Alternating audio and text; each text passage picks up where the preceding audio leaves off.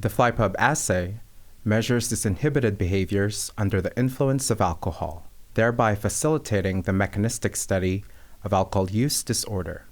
Alcohol is one of the most readily available and widely abused drugs in the world. The neurobiological mechanism underlying alcohol use disorder, however, is incompletely understood. The fruit fly, Drosophila melanogaster, has been extensively used to study ethanol's effects on euphoria, locomotion, disinhibition, and sedation. It is also used to study its long-lasting changes in behavior relevant to addiction such as tolerance, sensitization, and ethanol seeking.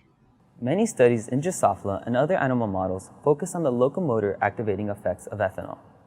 A distinct effect of ethanol is behavioral disinhibition. However, its study is rather underrepresented. To address this key issue, we developed the Flypub assay to measure disinhibited behavior under the influence of ethanol. To assemble the Flypub chamber, take a round bottle and cut off its bottom portion at the 25 milliliter mark with a razor blade. Create a hole at the 50 milliliter mark using a hot soldering iron. This is the access point where flies will be introduced. Place a round mesh, 54 millimeters in diameter, at the 75 milliliter mark, and secure it using hot glue.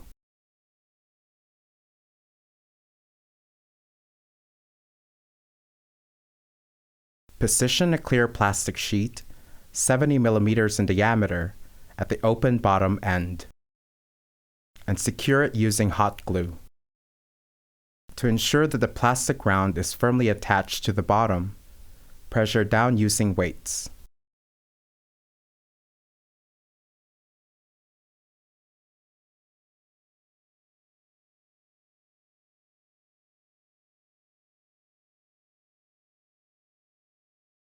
Collect male flies into a group of 33. Place them on the side of a food vial.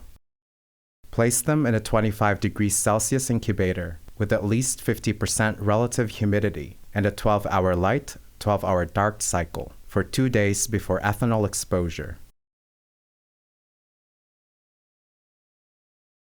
Prepare the Flypub assay station by turning on lights, a computer, and a camera for video recording. Prepare 6 pubs for a set of experiments.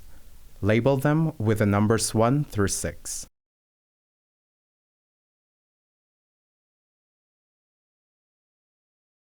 Gently introduce the flies into the pub using a small funnel.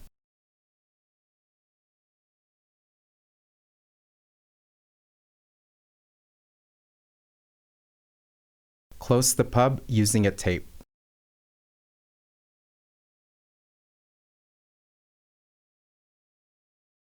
Acclimate the flies for 10 minutes. During acclimation, adjust camera focus and record the last 5 minutes of acclimation.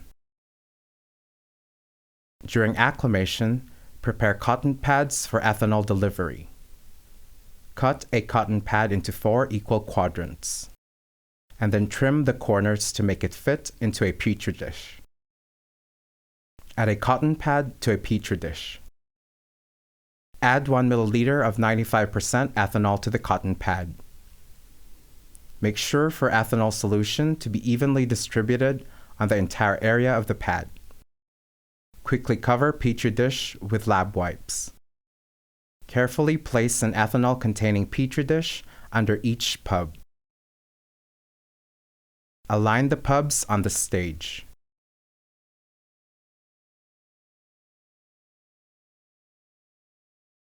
Begin recording and simultaneously start a timer. Record until flies stop courting or moving.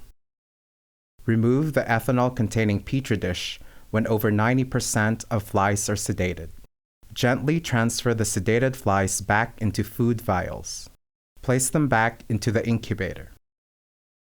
Repeat the previous steps every 24 hours for 6 consecutive days.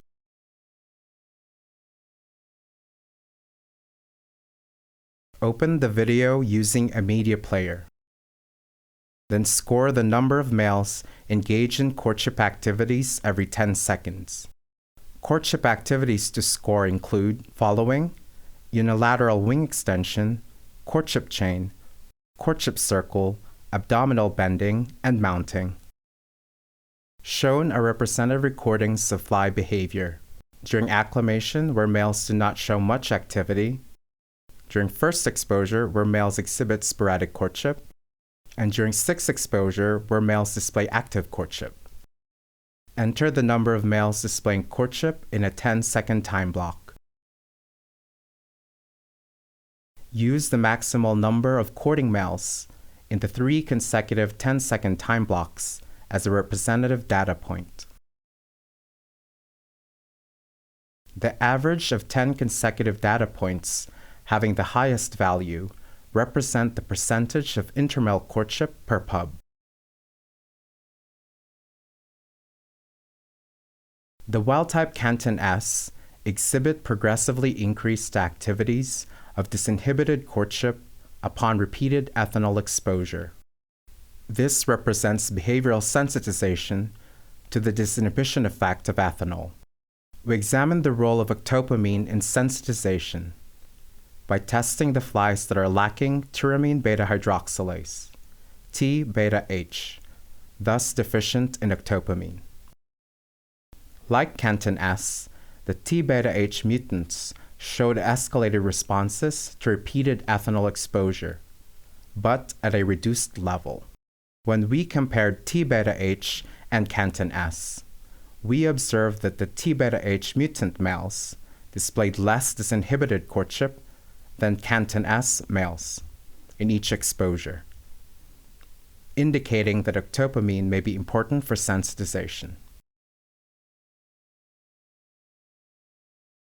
Now you can set up, conduct, and analyze behaviors induced by ethanol using the Flypub assay.